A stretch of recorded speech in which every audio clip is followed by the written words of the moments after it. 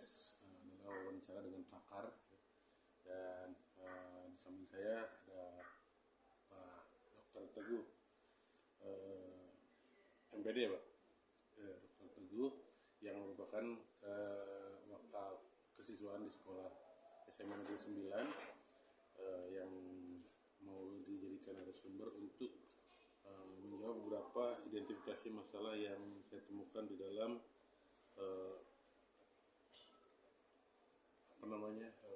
PPG saat ini. Jadi ini ada beberapa pertanyaan Pak yang kemarin juga saya ajukan ke beberapa narasumber lain, dengan kepala sekolah dan dengan sesama rekan sejawat.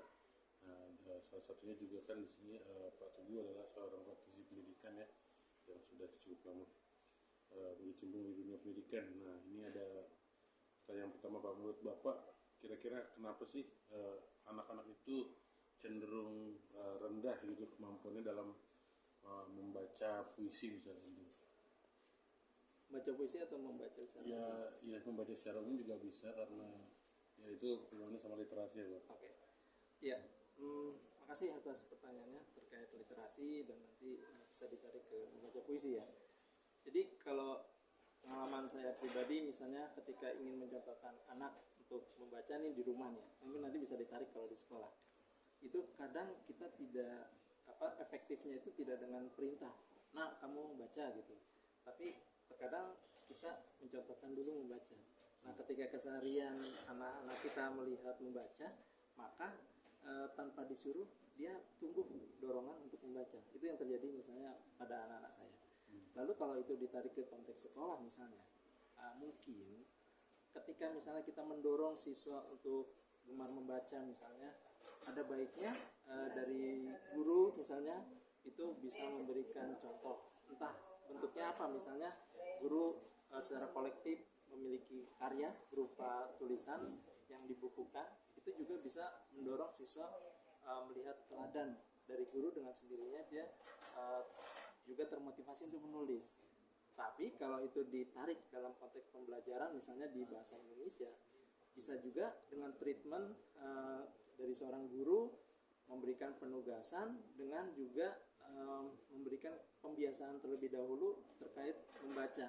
Nah, dengan begitu nanti siswa mungkin yang tadinya tidak biasa, mungkin awalnya terpaksa bisa mulai gemar membaca, tapi itu catatannya harus konsisten, tidak hanya untuk keperluan dari penugasan itu saja.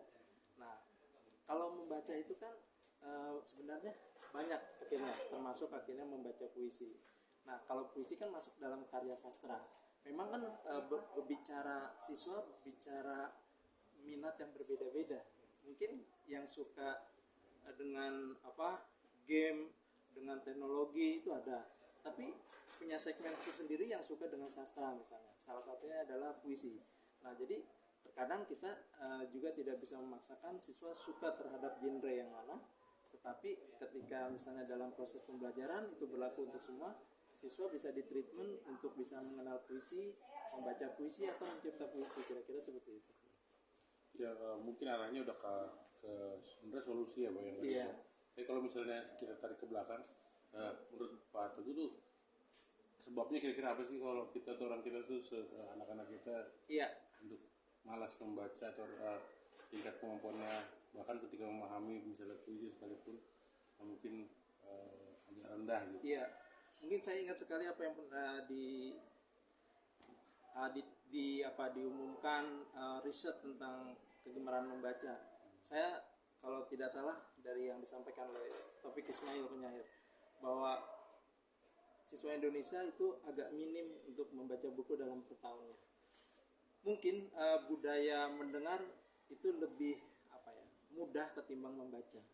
Nah, jadi kalau misalnya dari hasil riset itu kita mau misalnya meningkatkan kegemaran terhadap membaca, maka harus by design dengan rekayasa, dengan program. Misalnya kalau misalnya nih di kesiswaan misalnya ya mengadakan program menulis buku karya satu kelas untuk dilombakan misalnya, maka yang terbaik nanti akan mendapatkan penghargaan.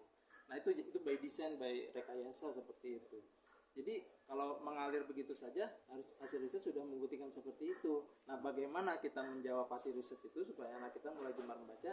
Maka harus dijawab dengan hal kecil tetapi konsisten untuk meningkatkan kegemaran membaca. Ya, memang berarti memang dasarnya kita lebih suka mendengar daripada membaca ya Pak ya. Iya. Oke, ini berikutnya ada pertanyaan Pak.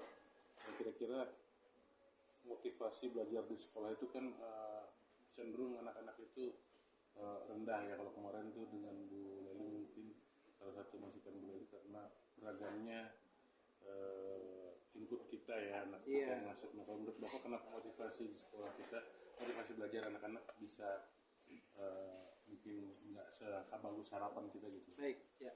Kalau berbicara teori, motivasi kan ada dua ya, yang datang dari dalam, yang datang dari luar. Nah, kita bisa menelaah dari dua hal tadi. Kalau berbicara dari dalam, kenapa misalnya kita mencari tahu motivasi siswa kita itu rendah? Apa karena mereka belum punya orientasi yang jelas sekolah ini untuk apa? Atau ingin menjadi apa? Sehingga menyebabkan motivasinya itu rendah.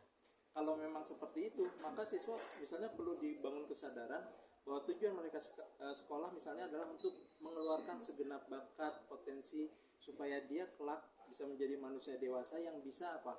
Bisa menjawab tantangan zaman, tuntutan zaman. Sehingga mereka harus tidak cuma cerdas, tapi juga harus memiliki sikap yang baik dan emosional yang baik serta spiritual yang baik misalnya. Maka dengan itu, ketika dibangun kesadaran, maka bisa tumbuh motivasi dalam diri. Tapi ketika itu kita bisa meninjau dari luar misalnya, kenapa misalnya? Oh, misalnya kurangnya dorongan dari orang tua untuk mendorong anak mengeluarkan potensi terbaiknya misalnya. Kurangnya misalnya pengaruh dari lingkungan yang memang teman-temannya tidak termotivasi misalnya. Maka itu pun harus kita telaah lalu dicari solusinya.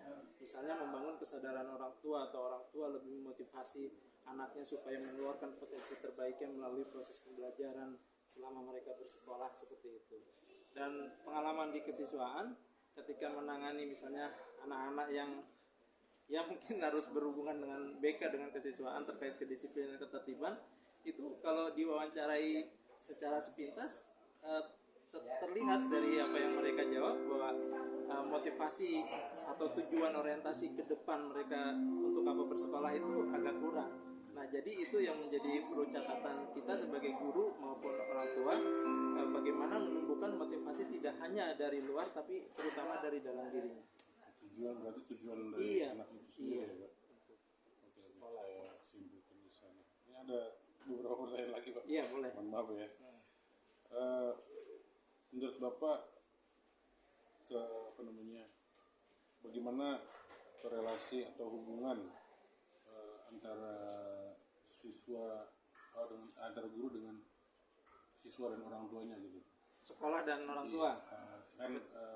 Salah satunya kayaknya yang diharapkan di pembelajaran yang saya lakukan adalah harusnya ada kesinambungan gitu antara sekolah dengan orang tua, tapi yang kelihatan kan mungkin orang tua sepertinya tidak memberikan perhatian secara khusus karena sepintas merasa sudah memberikan semua tanggung jawabnya ke sekolah dengan kewajiban menitipkan anaknya di sini dan kewajiban memenuhi apa yang dibutuhkan. Nah, selanjutnya dalam pembelajaran terkesan orang tua ini tidak Iya.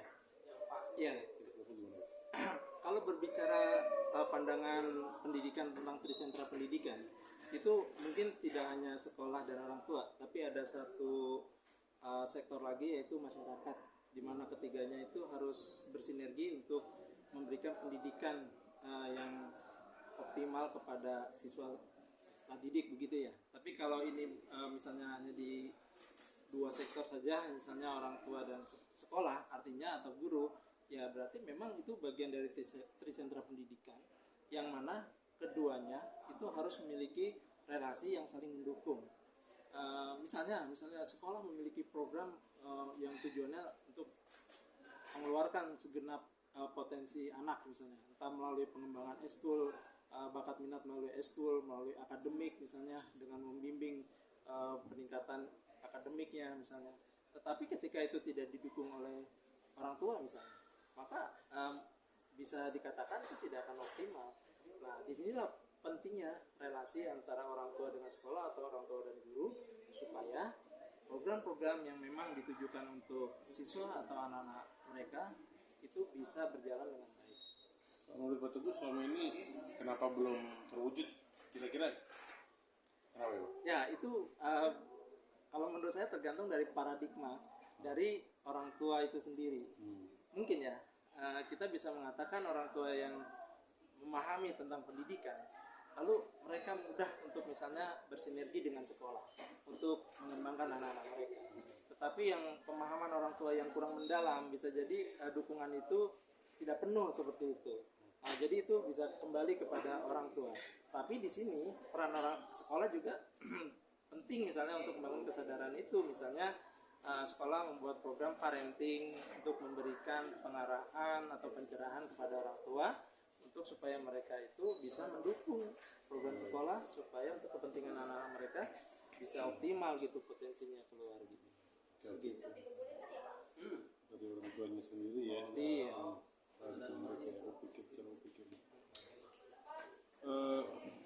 Lalu pertanyaan berikutnya, kira-kira bagaimana Pak pembelajaran ini bisa berlangsung dengan menarik, misalnya kemarin itu ada info ada masukan untuk salah satu contohnya adalah metodenya yang harus beragam dan sebagainya. Kalau menurut Pak itu bagaimana? Saya sangat setuju dengan pemikiran seperti itu ya.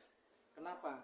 Karena siswa itu kan berangkat dari latar belakang berbeda, keragaman yang berbeda, tidak hanya beragam misalnya sukunya, tetapi beragam minatnya, beragam sosial ekonominya, beragam modalitas belajarnya. Misalnya kan ada yang cenderung kinestetik, cenderung audio, cenderung visual. Nah, dari situ kita bisa mengatakan siswa-siswa kita itu sebenarnya beragam. Nah, sehingga untuk bisa mengakomodir keragaman itu, maka setuju perlu dikembangkan suatu pembelajaran yang membuat mereka bisa mengikuti dengan semangat, dengan motivasi tinggi, dengan minat yang tinggi, dan itu kuncinya ada di guru. Ketika guru misalnya dengan misalnya ya pembelajaran secara direct instruction atau ceramah, itu menyebabkan siswa ngantuk misalnya nih, saya mungkin seperti itu juga ya. Nah, lalu saya berpikir untuk bagaimana supaya siswa lebih bersemangat, maka saya melakukan inovasi atau pembaruan. Misalnya nih hal sederhana, saya ngajak mereka untuk yel-yel atau ice breaking, ataupun menggunakan metode yang orientasinya kepada student center, yaitu orientasi kepada siswa aktif, dan seterusnya dan seterusnya. Jadi perlu untuk guru melakukan pembaruan. Harus ada yang baru yang menarik buat mereka dalam berarti metode-metode ini memang guru harus juga mau belajar gitu hal-hal baru untuk diterapkan di kelas gitu. Selanjutnya soal ini Pak, soal HOTS, high thinking order skill ya. Kenapa sih menurut Bapak belum semua guru bisa menerapkan HOTS gitu? Iya, mungkin saya mau berkaca kepada diri saya nih, saya tidak mau lihat ke rekan-rekan ya. Iya, jadi pertama bisa jadi si guru itu belum mendapatkan bimbingan yang memadai terkait HOT itu. Apa sih HOT itu? Lalu dimensi-dimensinya seperti apa? Lalu ketika diaplikasikan dalam proses pembelajaran itu bentuknya seperti apa? Sehingga mungkin perlu adanya bimbingan pada guru untuk menambah wawasan terkait itu. Tetapi di zaman sekarang ini ketika informasi mudah kita dapat dari internet misalnya, sebenarnya bisa seorang guru itu untuk mencari pengetahuan itu sendiri, lalu melihat contoh-contohnya dan mau untuk mulai menerapkan yang namanya pembelajaran HOTS tersebut gitu loh. Cuman itu kembali kepada kemauan guru. Contoh saya nih, ketika saya belum mau untuk belajar, akhirnya saya belum bisa menerapkan. Nah, sebaiknya mungkin untuk para rekan-rekan guru, rekan-rekan sejawat sebagai guru mau untuk menambah wawasan lagi, baik itu melalui pelatihan maupun secara mandiri belajar, lalu coba keluar dari zona nyaman, mengaplikasikan hal-hal baru, yaitu dalam hal ini adalah terkait pembelajaran yang high order thinking skills. Berarti kembali pada gurunya, gurunya harus bisa menyiapkan diri sendiri. Dan memang banyak juga sebenarnya sekarang aplikasi-aplikasi belajar begini. Oke Pak, ini terakhir satu lagi Pak. Kira-kira kenapa Pak pembelajaran itu belum banyak pembelajaran inovatif yang bahkan menggunakan TIK gitu dalam pembelajaran? Ya, sebenarnya kalau kita mau melihat sumber belajar di media sosial, katakanlah YouTube ya, itu ternyata ribuan atau mungkin lebih dari itu, banyak sekali orang-orang yang khusus memproduksi pembelajaran berbasis TIK. Nah, tetapi ketika mungkin ada yang guru, rekan-rekan guru yang belum mengaplikasikan, mungkin ada. Nah, itu bisa jadi problemnya adalah satu dalam skill teknologi itu, karena kurang adaptif dalam penggunaan teknologi, sehingga tidak melakukan apa yang tadi pembelajaran menggunakan berbasis digital atau teknologi seperti itu. Nah, kembali ke yang tadi pertanyaan sebelumnya, kalau memang kenyataannya seperti itu, maka guru perlu membuka diri supaya lebih adaptif dan coba untuk belajar dan menerapkan dalam proses pembelajarannya. Kalau saya pribadi pernah sampai saat ini mempunyai channel YouTube yang berisikan materi pembelajaran matematika, yang itu juga diawali saya harus belajar dulu bagaimana memproduksinya lalu menguploadnya gitu. Nah, cuman kendalanya konsistensinya. Tapi ketika misalnya di kelas tidak melulu misalnya tidak menggunakan YouTube, saya misalnya menggunakan sumber ajar yang saya cari menggunakan teknologi, misalnya internet, lalu coba memberikan bahan ajar itu kepada siswa supaya bahan ajarnya lebih beragam dan lebih misalnya menginternasional. Misalnya saya menggunakan bahan ajar yang dari luar negeri seperti itu. Itu juga kan aplikasi dalam teknologi dalam pembelajaran.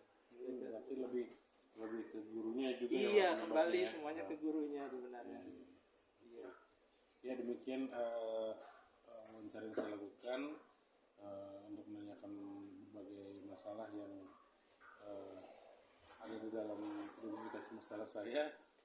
Terima kasih Pak Teguh atas waktunya. Sama-sama Pak David. Nanti kedepannya kita bisa bicara lagi tentang. Amin. Terima kasih. Iya.